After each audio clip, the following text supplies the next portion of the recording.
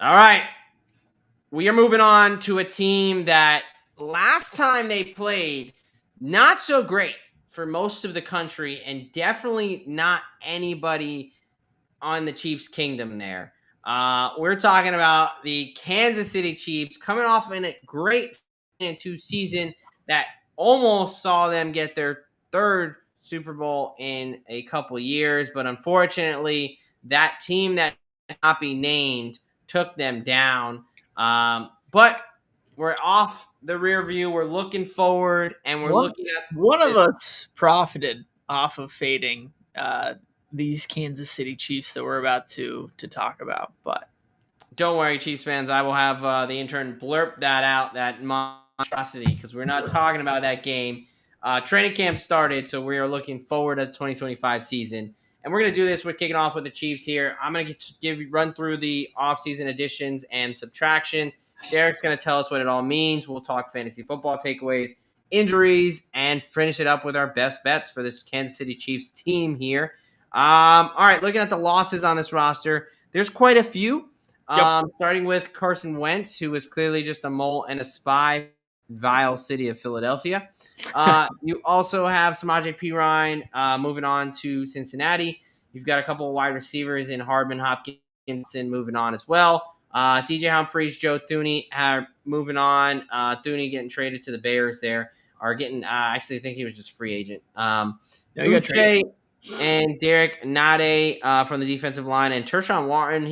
Was a up and coming piece there that's moved on to Carolina for a lot more money, and then just going over to New Orleans to help that secondary of the Saints. Additions, just because he has a great mustache, Gardner Minshew, even though he was terrible on the Raiders last year. Elijah Mitchell coming over. I heard a quote that they're trying to make him kind of in the Jerick McKinnon role, so we'll see how that works out. Big additions, really, for me, is the hopeful future left tackle for the Kansas City Chiefs, and that is former Buckeye Josh Simmons, coming, just 9-10 months off of patellar tear. Yep. He is already taking first-team reps in training camp and looks great. And then the second-round pick out of, I believe, Tennessee, Omar Norman Lott for the D-line, and then Mike Edwards and Christian Fulton in the secondary there. So not a ton of changes. Again, when you do make a Super Bowl, you probably don't have to change a ton, but some definite, hopefully impactful changes to this roster. How do you see it? Yeah, obviously the biggest loss is Joe Thuney, who's an absolute stud of a guard that played tackle for the better half of the season, it seemed like, last year. But they bring in a guy from the Ohio State University, in Josh Simmons, who didn't play football at all last year, but was an absolute stud his entire career in Columbus, Ohio. Was projected to be the top tackle in this draft going into last college football season. Had his patellar tendon tear in camp leading into the season. It's the entire season, but absolute stud at tackle that they've really been missing for the majority of Patrick Mahomes' career. But as far as the interior offensive line, I do have a little bit of a question bringing in a guy like Mike Caliendo. But other than that, I mean, you lose a couple wide receivers that are names in DeAndre Hopkins and McCole Hardman. You still have Rashee Rice, Worthy, and Hollywood Brown there. We still got Travis Kelce. Defensively, they should still be pretty damn solid. They still have one of the best rosters in the league. Yeah. No, I think the biggest thing is going to be that left tackle, Josh Simmons, who looks really good in camp so far. We'll see when the pads come on what he looks like. But, I mean, if this team had a left tackle in the Super Bowl, I think things could be a little bit different. I don't know if it'd be a 30-point swing, but, that was huge. They were missing. Again, Joe Thuney's a great player, but he's not a tackle. And they had him out there just because he was the best option they had. They couldn't find the guy. If Josh Simmons hits, this, makes a really good offense that much better. Now, that's a big if, being a rookie. So we'll see.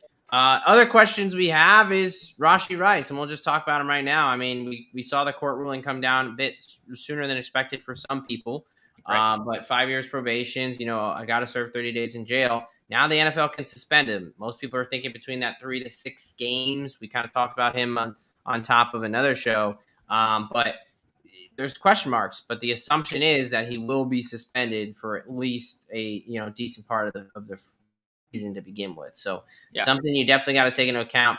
We'll talk injuries here. A couple that I want to touch on. 2 guys that were placed on the PUP. Again, doesn't really mean a ton right now. Just means that they're not quite ready to be out there, but they can come off at any time. Jawan Taylor and Christian Fulton, and I'm going to talk about them together because they both have undisclosed injuries. Yeah. So there's only so much we can talk about with so many question marks around that, but just kind of more of like for your situational awareness.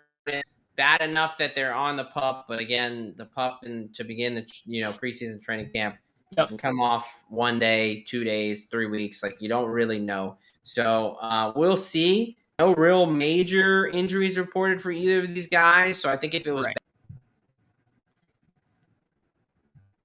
a little bit of mystery there. I don't know if you have any takes on it. Not much to work with, unfortunately. Yeah, not really any takes because we don't really have any information. It's just more kind of wait and see, keep looking into finding more information with Jawan Taylor and Christian Fulton.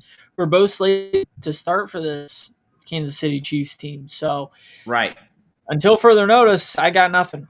Yeah, no, and I definitely do not blame you there. Well, let's head on over to the fantasy space and talk about some things that we have a little bit better of an idea. And I say a little bit because we're still waiting on that Rashee Rice suspension news. Yeah. But let's talk about the receiver room. With this news, Rashee Rice is definitely falling closer to around wide receiver 20 plus now. When he was creeping up towards like wide receiver 10. Right. Is that low enough for you to kind of take a stab there? Would you rather pivot with a guy like Hollywood Brown, Travis Kelce, or Xavier Worthy? Where are you at with this Chiefs wide receiver room? Worthy going around wide receiver 25. I think it really just kind of depends on, to me, it kind of depends on how my draft is suiting up. Because Rashee Rice, if he's on the field, he's an absolute stud. And has been Patrick Mahomes' kind of go-to guy over the last couple of years when he's been on the field. Like I said, it just kind of depends on the situation where I've selected guys in the draft. If I've already have 2 stud wide receivers, he's definitely a guy that I'm considering because once he gets back from that suspension, he will be their wide receiver 1. There's no question about it. At the same time, you got a guy in Xavier Worthy who had a fairly solid rookie campaign, but it'll be interesting to see how Andy Reid works him in, with some of the creativeness that Andy Reid has with that absolutely blazing speed that comes with Xavier Worthy. Yeah. No, I think you kind of nailed it pretty well. Before this whole situation where you're like pretty much guaranteed he's going to get suspended, I liked grabbing Worthy for a much cheaper price. Now they're pretty close. Worthy going around wide receiver 25, Rice going around wide receiver 20. To where, again, depending on what the draft looks like if people are really fading Rice and it's kind of getting outrageous, I think I'm taking Rice. Because I think when both guys are out there on the field, I think Rice is the wide receiver 1 and the guy I do want to target. Now, obviously not suspension and things like that, but, I don't think it's going to be anything more than, 4 to 6 games. So I would say that I think Rice, like you said, if he's falling too much, I'm going to be present that play. He's going to come in handy by the time of fantasy playoffs. Exactly. All right, let's move on over to the betting space here. The 15-2 Chiefs who just keep on winning. They come in with a win total of 11.5. A little bit of plus money to the over, under 120, minus 125. To make the playoffs, they are heavy favorites. So much so at minus 450 at some books, minus 380. Make the playoffs anywhere from plus 290 to plus 340. Or sorry, miss the playoffs anywhere from plus 290 to plus 340. To win the division, minus 110 to minus 120 because they've just done it the past 5-6 years. 7 years. To win the AFC, anywhere from plus 425 to plus 300, and then to win it all, plus 750 all the way up to plus 850 over on DraftKings. Where are you at with this Chiefs team? Anything futures, win total? Obviously, one of the top dogs coming into this 2025 season. Yeah, I am going to continue fading the Kansas City Chiefs just like I did this past year in the Super Bowl.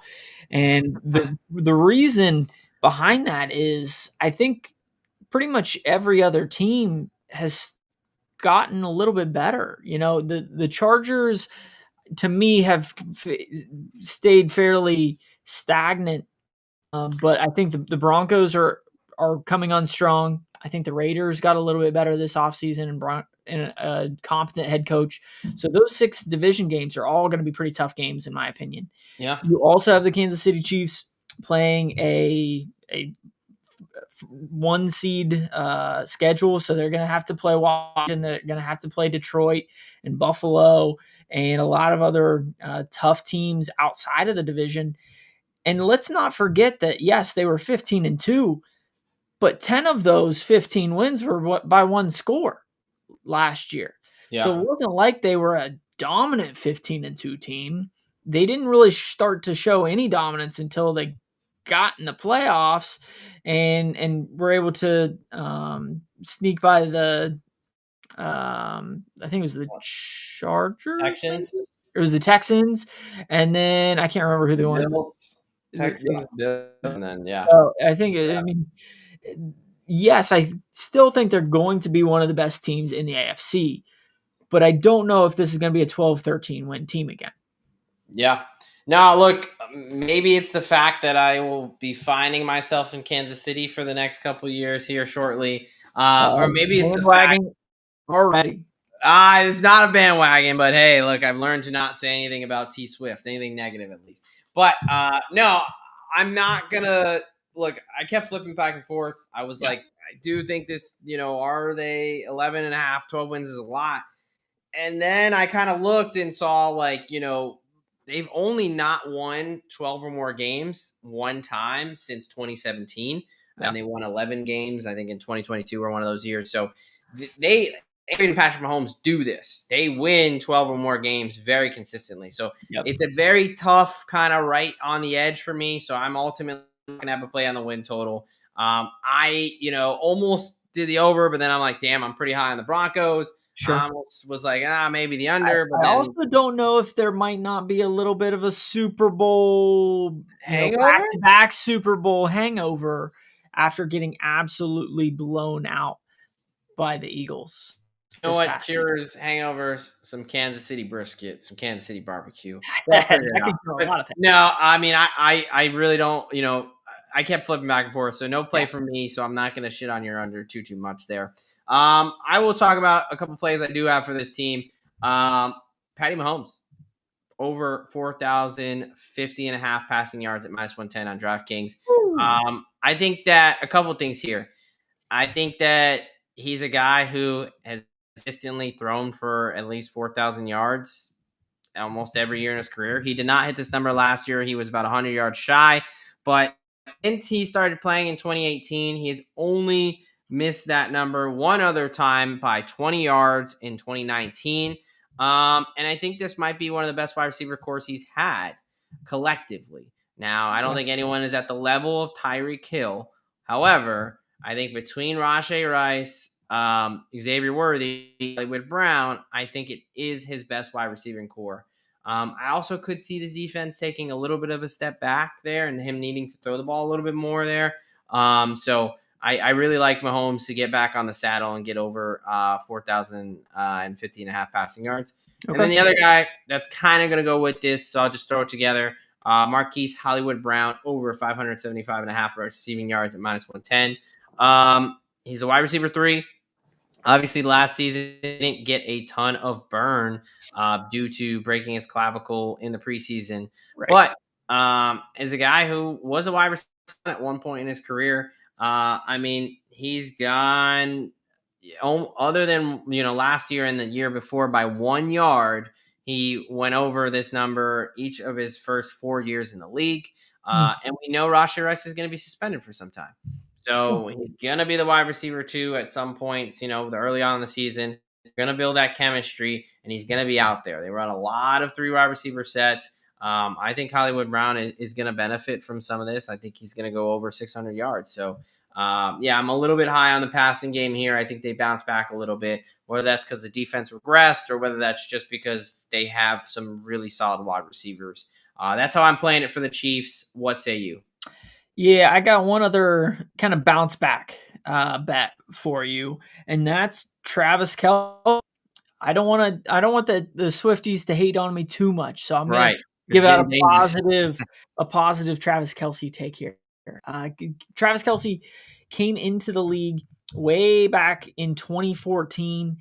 Since then, he's only gone under 5 touchdowns twice. Last year was one of those. He only scored 3 touchdowns in the regular season. The only other time was way back in 2016. So give me Travis Kelce, 5+ touchdowns at -150. Travis Kelce, he's getting up there, and his time and energy are starting to go other places to I don't know. Evidently, he's coming back with to training camp with a new haircut and all kinds of things. But retirement has to be around the corner sometime. And if this is going to be it, I would not be surprised if Patty Mahomes makes sure that Travis Kelce has his own Eras tour as they go through this upcoming season. Wow. Cute of you to throw in the Taylor Swift replacement. I like it.